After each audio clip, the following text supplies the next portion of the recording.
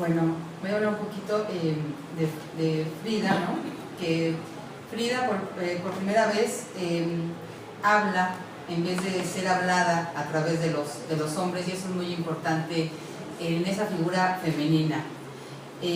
Resulta más difícil y contradictorio la voz femenina, que tiene la tarea de encontrar un lugar en la literatura y en el arte desde donde pronunciarse, no que hablen de la mujer, sino que ella pueda pronunciarse dentro del arte y representarse.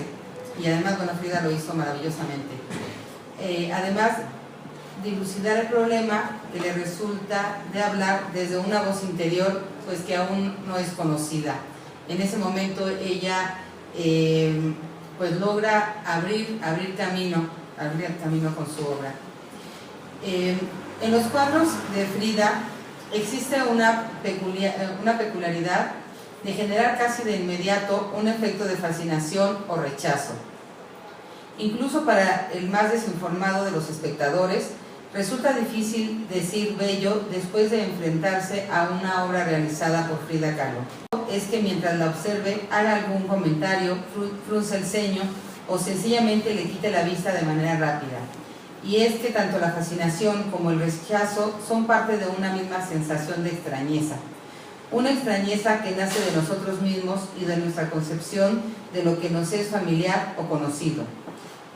En la pintura, lo que vi en el agua o lo que el agua me dio, los elementos que nos representa Frida son generalmente imágenes de cosas absolutamente cotidianas, como un vestido, un matrimonio, insectos, pies, un edificio, un volcán. Pero por la disposición de estos, por la intrínseca relación de unos con los otros, pareciera que les ha quitado un velo de encima, mostrándonos un aspecto que nos parece haber estado oculto, un aspecto que nos inquieta, algo nuevo. Según Freud, la inquietante extrañeza es esa variedad particular de lo terrorífico que se remonta a lo conocido desde hace tiempo, a lo familiar desde hace mucho tiempo, pero que ha estado oculto. Julia Cristera revisa y reflexiona al respecto, entendiendo la extrañeza como algo inquietante, como algo nuevo, lo que a condiciones se manifiesta. Es decir, que en Frida, ese yo nuevo de ser mujer, de tener voz y una figura dentro de una sociedad, y recuperar esa figura hasta en ella misma, todavía no se delimita del exterior, proyecta aquello que considera peligroso y en sí mismo fuera de él, lo proyecta en un extraño, en un reflejo distorsionado o inquietante. Por eso en ese cuadro las imágenes están en el agua, son las que inquietan, porque representan en un medio inconsistente cómo es el agua, cómo es el elemento que deforma, que permite que la realidad del yo se enfrente con la proyección de las imágenes, otras que ya conocemos, pero que no están en un lugar situado donde habitualmente deberían de estar. Si Frida habla siempre de las dos Fridas, en el cuadro Las dos Fridas, es precisamente porque el yo no sabe cómo colocarse en relación con el otro. A su otro yo, el sí mismo, que ha estado siempre ahí pero reprimido, la identificación y la proyección han terminado por difuminar sus límites. Lo que queda por hacer ante la inquietante extrañeza es neutralizar a ese doble, dotarlo de una representación que permita aprenderlo por momentos, apaciguándolo, o por el contrario, rechazarlo y evacuarlo. No, eso no me transforma, dice Frida. Me río, actúo, me voy, cierro los ojos. En el caso de Sin Esperanza, que es un cuadro donde aparece vomitando, es una expulsión que se pretende total, pero que no hace más que destruir lo psíquico. Abre la puerta al acto sin ejercicio mental, al acto de la paranoia, del crimen inclusive. Quizá a ello se deba que la mujer esté en la cama, presumiblemente enferma, a pesar de su intento por desechar todo aquello que la asemeja, que la inquieta desde sus propias entrañas, no puede sanarse. Representa dentro del cuadro al sol, a la luna, como testigos y como parte de este intento. Son luz y sombra dentro de su vida, dentro de su consciente. Lo que se expulsa no es más que una representación de lo que la aterroriza. Es una representación de lo que está reprimido, eso que la angustia, que la lleva a lugares dentro de donde hay un gran sufrimiento.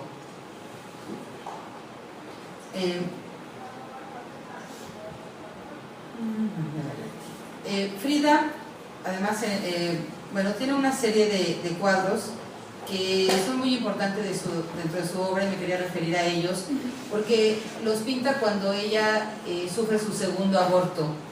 Entonces son cuadros totalmente surrealistas, donde representa a la mujer y pone la matriz en un lado, el hombre. Son cuadros con tonos muy rojos, y al hacer esa representación se considera de las primeras formas en que la mujer representa su maternidad, ¿no? Presenta una mujer abierta de piernas, que no más puede ver, con la mitad de la cabeza del feto adentro, ¿no? Y con un sufrimiento extraordinario.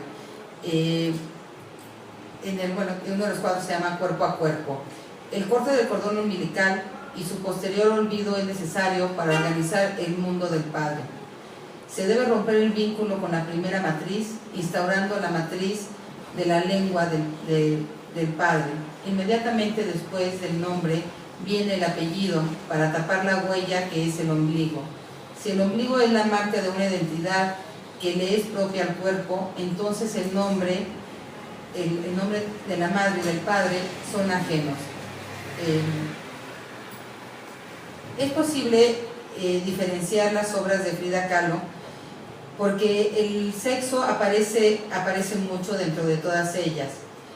En algunos cuadros ella representa un matricidio donde son rechazados pues tanto la madre, ¿no?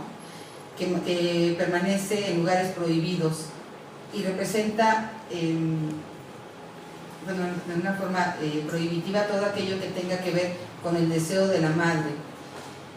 Ella como que suprime mucho a la madre por lo que vivió. Ella siempre fue mucho más apegada al padre, y de esa manera, y al no haber podido ella ser madre, representa también en sus obras pues ese odio o ese sentimiento que tiene, pues, de no haber podido representar la maternidad como tal, ¿no? Bueno, pues Frida como vemos, es una gran escritora.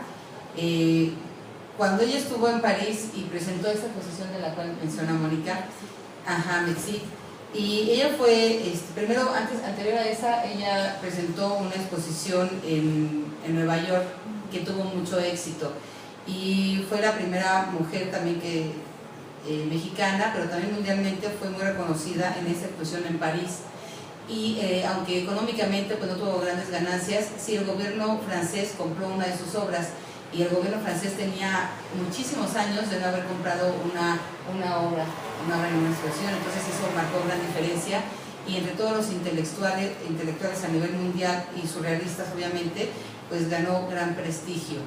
Ella se reunió con Picasso, él le regaló unos aretes, que fue también, tuvo muchos símbolos en su vida que la fueron pues haciendo crecer.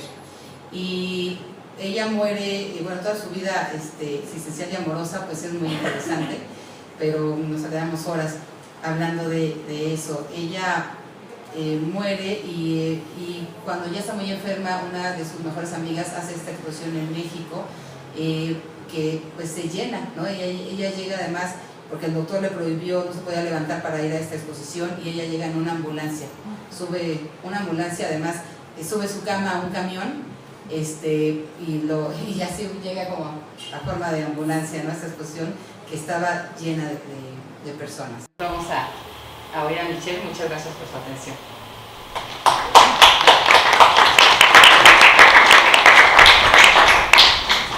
Buenos días.